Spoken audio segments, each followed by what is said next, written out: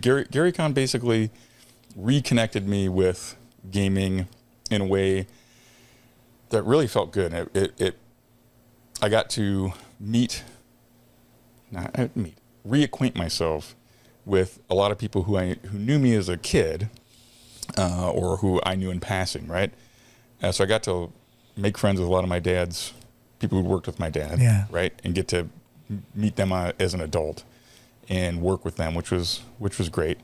Since my dad is gone, people have started to come to tell me, like they thank me. This was very uncomfortable for a while.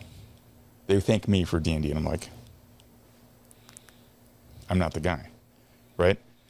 It took me a little bit of time to realize they just want to thank somebody who was there. So it is now my job to listen to them and hear their story, right?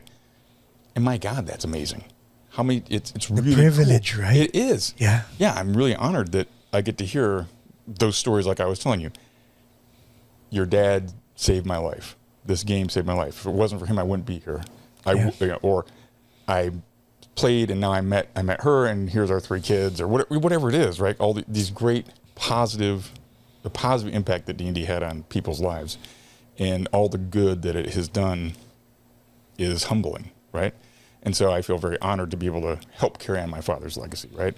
And so that was kind of my purpose in doing GaryCon, is so that my dad wouldn't be forgotten, right? Because his name's not in the books anymore. And it would be very easy for people to not know who he was, right? There's that, we don't know who created Monopoly, right? Does anybody know? I don't know that. Although Monopoly is a very different game than D&D. I was just trying to pick a popular game. But and it's really, why is D&D why is it so impactful? And why do people still care 50 years later, right? Because it speaks to part of what's in our human condition, right? Storytelling, bonding together with people. And it actually becomes personal. Yeah, it does. Yeah, you get, a lot of people find it as adolescence, right? Which is a tough time, right? You're struggling, you don't know. You get to rehearse, you get to practice different characteristics. You can step outside of yourself. You can screw up royally, and there's like minimal consequences. Yes. You can figure out how to persuade other people, what works and what doesn't. You learn to find your voice. You learn to rely on other people.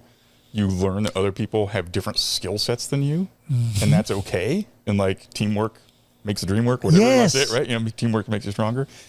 So all those things are in the game, and you're learning, but it's all disguised as fun. I don't think my dad was that clever. I think I just think he wanted to have fun. But there's all these are probably unintended consequences. Yeah, the underlying. It's just amazing. And so when I was a kid, I wasn't thinking, wow, look at all these amazing benefits I'm getting that are going to help me as an adult. No, I was like, I want to kill that thing and get some treasure. So let's go. Are you connected with a company? Wizards of the Coast? Yeah. I know some of the people at Wizards of the Coast. They sponsored GaryCon last year, which was great. It was this past GaryCon in March of 2024. So that was really wonderful. They were kind enough to invite me to the screening of the D&D movie at San Diego Comic-Con. See? It was really neat. So yeah, I mean, in some ways, yes.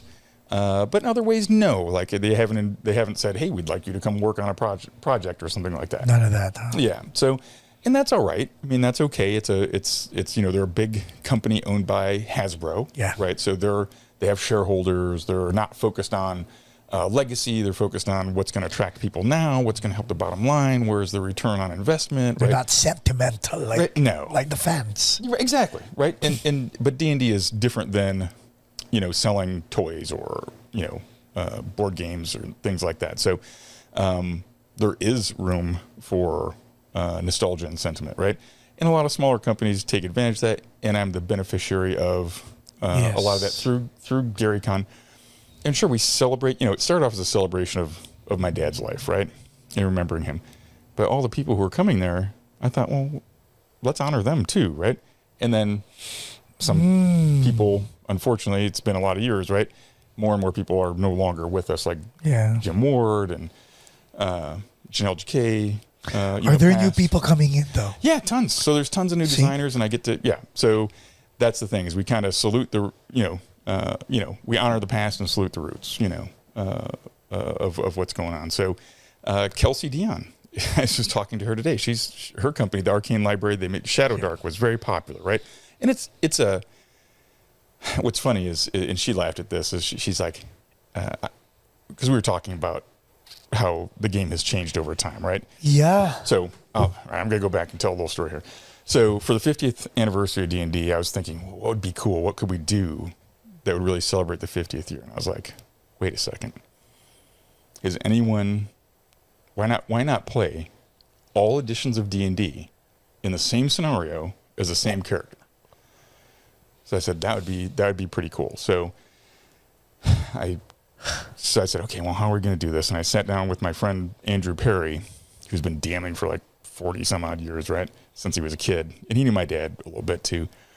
And so I was like, how are we going to do this? And so I was like, all right, well, let's get some help to design this thing. So I was like, all right. I invited Zeb Cook. I said, Zeb Cook, can you help me out? Mike Merles, Keith Baker, who did like 3rd edition stuff, and Kelsey Dion. I said, let's make a scenario. So I didn't know what the hell we were doing. So we stumbled around a lot to get done. But what we came up with in the end, after a lot of work, and thank you to all those guys for helping me out with that, we made 4 4-hour sessions as a tournament. Wow. And you start as OD&D, right? Okay.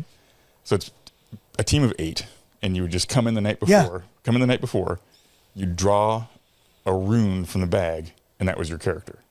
That was like, then we'd hand you the character. That's your character. Yeah. And you were OD&D. Then you'd play the next morning for 4 hours, and right before, at the end of that time, there'd be a lunch break. Here's your AD&D character. So it's 1E, 2E. And it would change a little bit, right? Like maybe you were a fighting man, now you're a ranger. Right. And then, all right, that's the end of today. Tomorrow you're going to come back and play 3rd edition. And maybe now you're a tiefling or something. Same character. But same character. It's still that same name and everything like that. But does your experience point roll over? Nope, I don't think we tracked that. I don't think we tracked. No one was leveling. Okay. No one was leveling up. But you changed. Okay. But you went. Okay. But you went down this branch, right? Yeah. And then in the 3rd edition one, something happened, and you became 4th edition like within an hour. Damn. And you're like, oh crap! And you did 4th edition, and then the last part was 5th edition. And so it was pretty cool. And each one of those people who designed it was your DM, right? So somebody would have Mike Merles running in them. See, that was the highlight. That was a tournament, and that was an extra fee people paid to do that.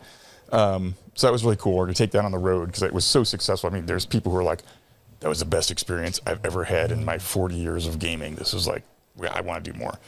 And so it was really cool. So we called that, we're calling it the Founders and Legends Tournament. So that was out there. But anyway, that's how I kind of worked with Kelsey a little bit. She'd always come to GaryCon, even before she did Shadow Dark. But I was talking to her, I was like, look how the game has changed.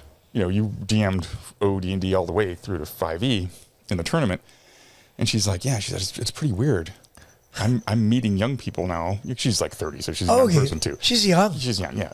But she grew up playing with James Mishler, who was a friend of my dad's too, who was an old school gamer, right?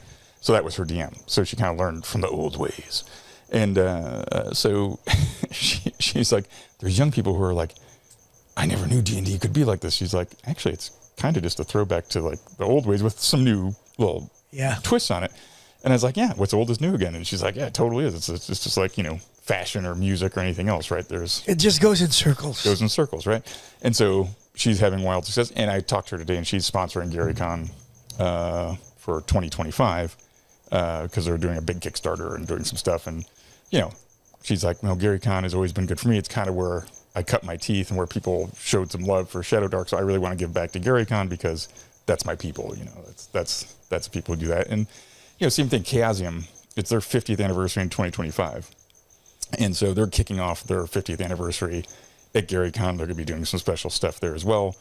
And so, GaryCon has Chaosium, who's, it had D&D celebrating its 50th anniversary. Chaosium is celebrating their 50th anniversary. And then Shadow Dark, which just won Ennies for this year for being awesome, right? So brand new, like couple-year-old product. So for GaryCon, who's behind it aside from you? I have a lot of help that helps me out, but I basically I run it, and my wife. You're helps smart out. enough to actually keep it in Yeah. the family, huh? Yes, after I've learned a couple lessons. Yeah, so I am the owner of Gary of the company. Yeah, Yeah. It's just me. My wife helps me out, and there's a core of dedicated people who help out year round Yes. to do it, and I could not do it without them. I am deeply indebted to them for their help.